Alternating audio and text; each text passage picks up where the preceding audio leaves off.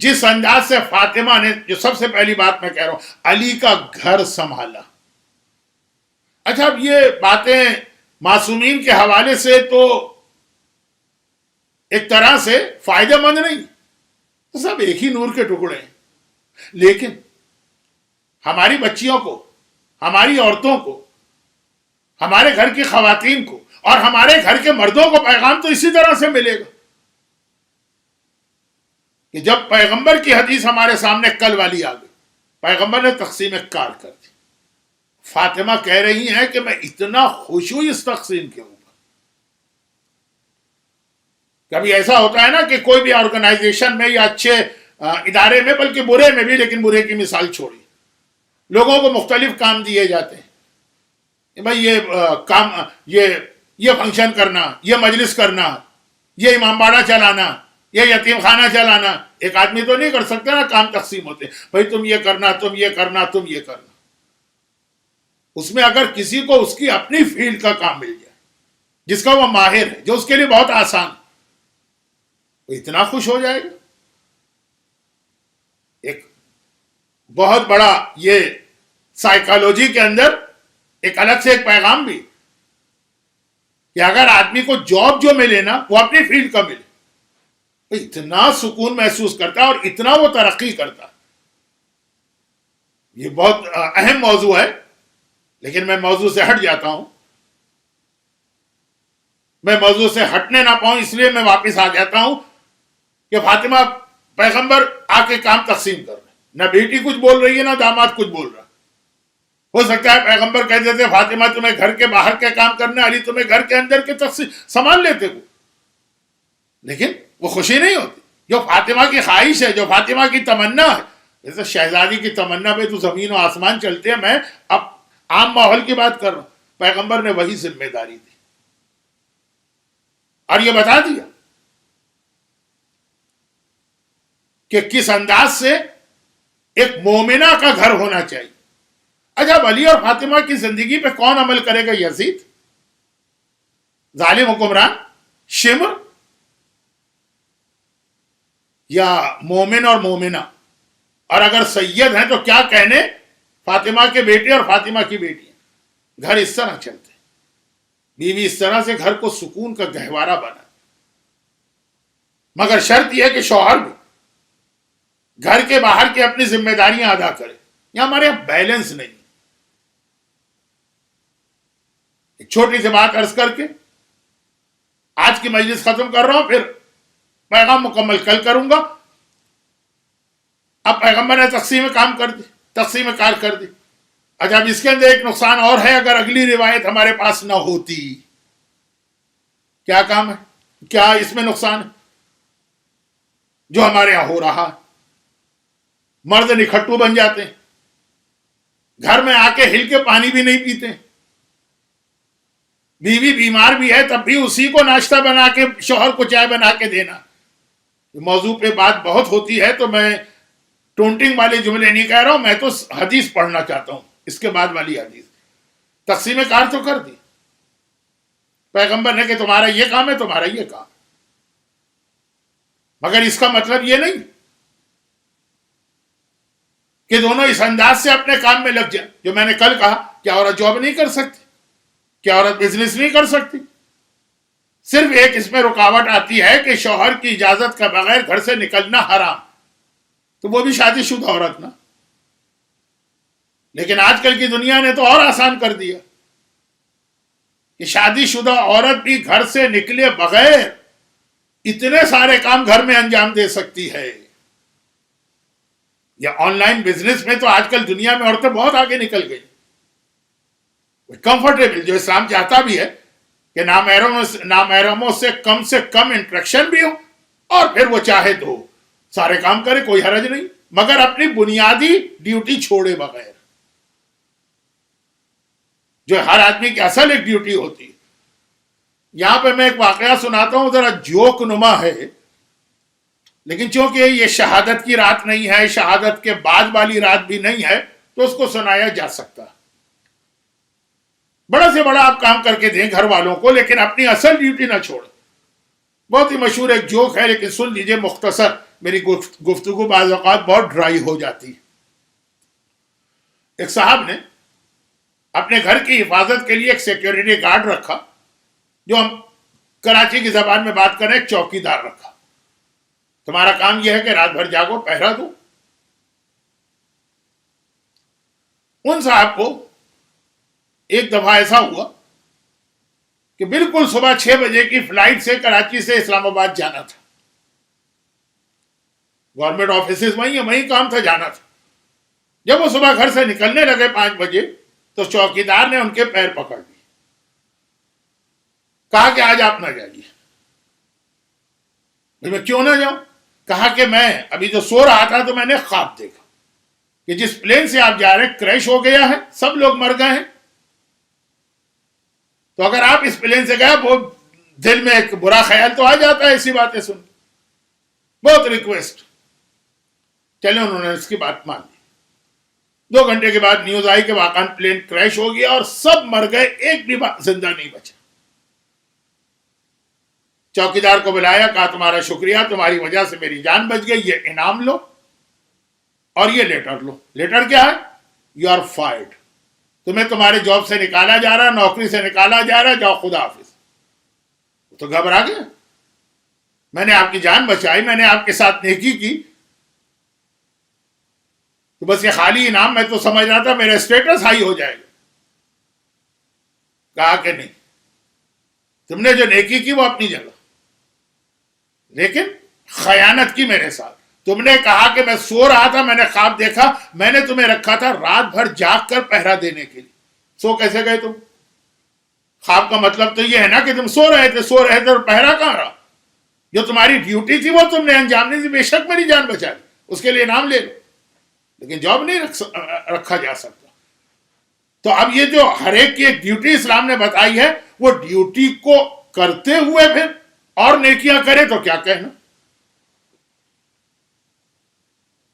بہت ساری عورتوں کو میں جانتا ہوں جو دین کے کام کی خاطر اپنے گھروں کو تباہ کر رہی ہیں.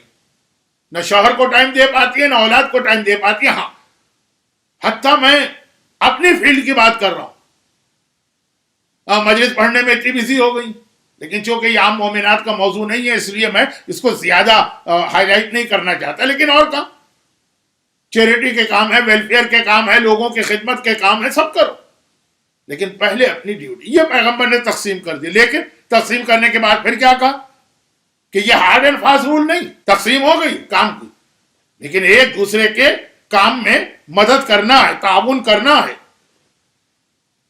اب آئیے وہ حدیث سن لیجیے.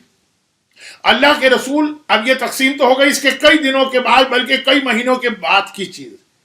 اللہ کے رسول بیٹی کے گھر میں آئے, وہ تو آتے ہی رہتے ہیں, بیٹی بھی باپ کے یہاں جاتی ہے, باپ بھی بیٹی کے آتے, لیکن جس وقت وہ آئے تو دیکھا کہ مولا جو ہے وہ دال پکا رہے ہیں اور شہزادی مثلاً آٹا گوندھ کے روٹیاں, سالن بنا رہی ہیں, مثلا کھانا پک رہا ہے, ایک ڈش یہ بنا رہے, ایک ڈش وہ بنا رہے. پیغمبر تقسیم کار کر چکے تھے, یہ گھر کے اندر کے کام, لیکن اب بتانا ضروری تھا کہ اگلا اسٹیپ جو اسلام کی تعلیمات اسٹیپ بائی اسٹیپ ہوتی, پہلے 2 نمازیں واجب ہوئی, پھر 5 نمازیں واجب ہوئی. پیغمبر نے کہا کہ یا علی,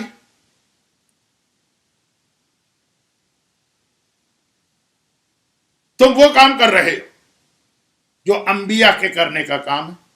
یاد رکھو, جب کوئی آدمی گھر کے کاموں میں اپنی بیوی کی مدد کرتا تو اللہ ہر قدم پر اسے حج اور عمرے کا ثواب دیتا. جو گھر کے کاموں میں وہ چل رہا ہے, پھر رہا ہے, ہر قدم پر اسے حج و عمرے کا ثواب ملتا ہے. اور اس کے بدن پر جتنے بال ہیں, ہر بال کے بدلے میں اللہ اسے ایک ایسے سال کی عبادت کا ثواب دیتا ہے جس میں پورا دن روزہ رکھا گیا اور پوری رات عبادت کی. یہ اتنا ثواب ملتا ہے. اور اے علی, یہ یاد رکھو, اب یہ والی حدیث, یہ حدیث ایک ہی ہے, اس کا جو ٹکڑا ہے نا یہ صدقے کے لیے آتا, صدقے کے لیے, یہاں بھی آ رہا ہے.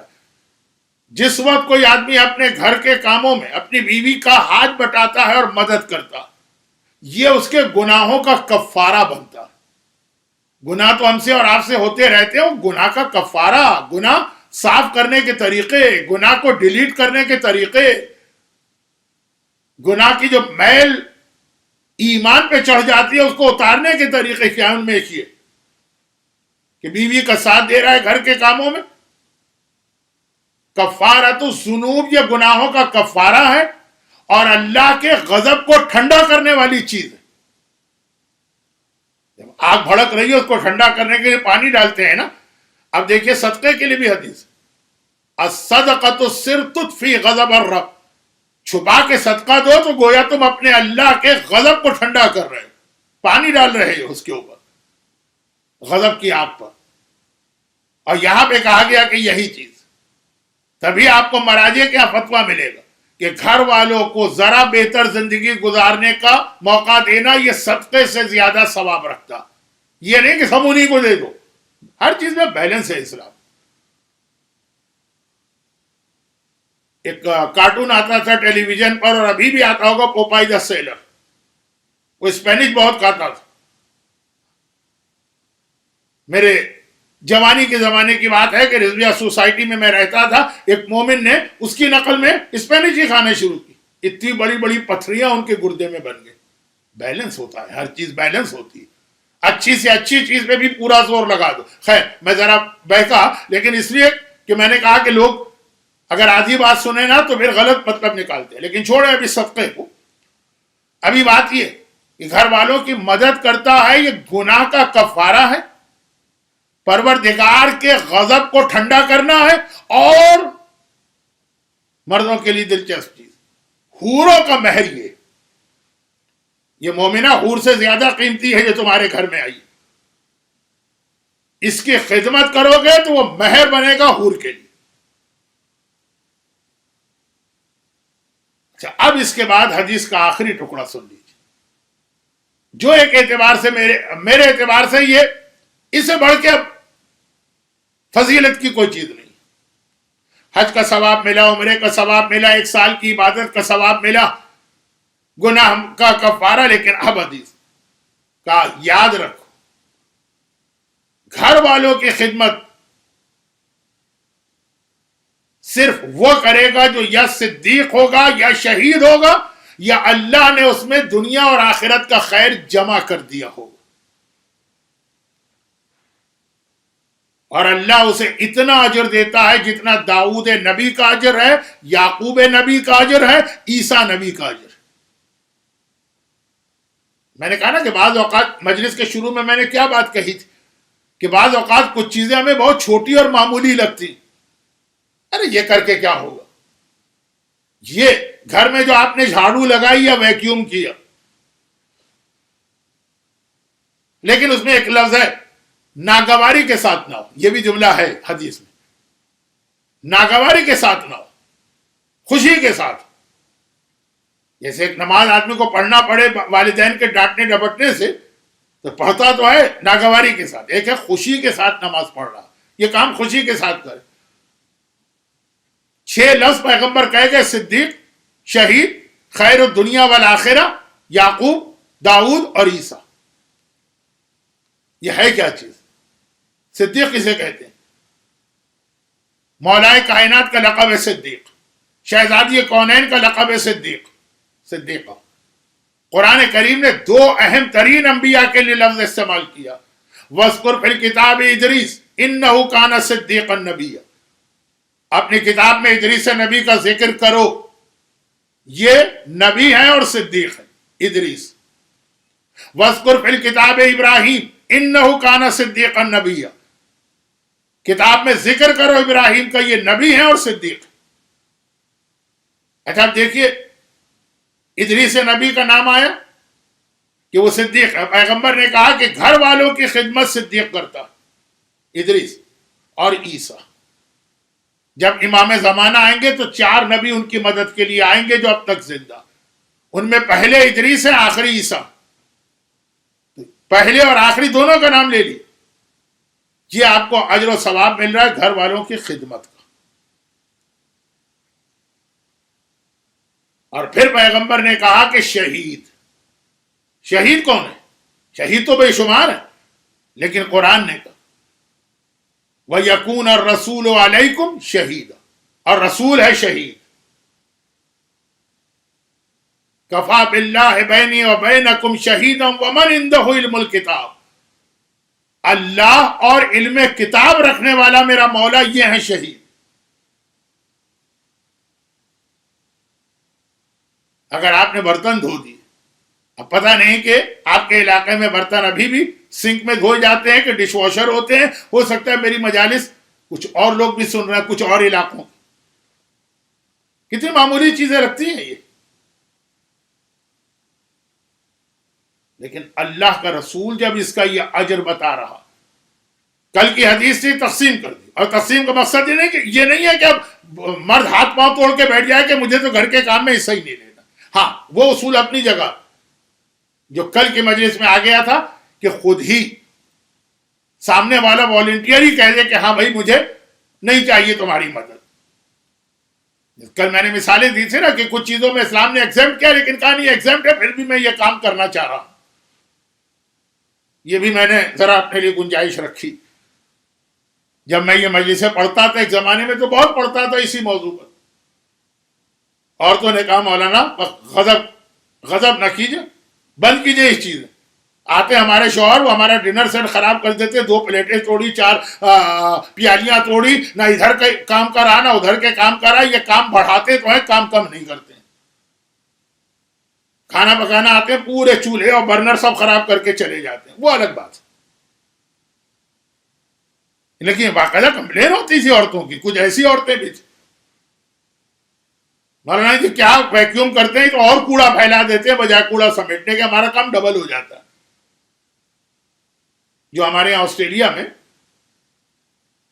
ایک کمپلین ہوتی ہے، جو ڈرائیونگ انسٹیٹیوٹ ہے، لائسنس لینا یہاں پہ مغربی دنیا میں خاصا مشکل.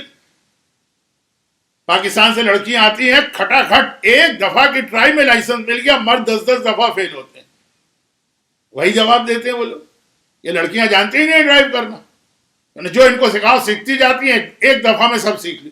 یہ مرد چونکہ غلط سلط الٹی سیدھی ڈرائیونگ سیکھ کے آئے ہوتے ہیں، تو پہلے تو ان کی وہ غلطیاں ان کے ذہن سے دور کرنے میں، کھرچنے میں 5 ٹرائی تو اس میں لگ جاتی ہیں، پھر جا کے کہیں یہ سیدھی چیز سیکھتے ہیں.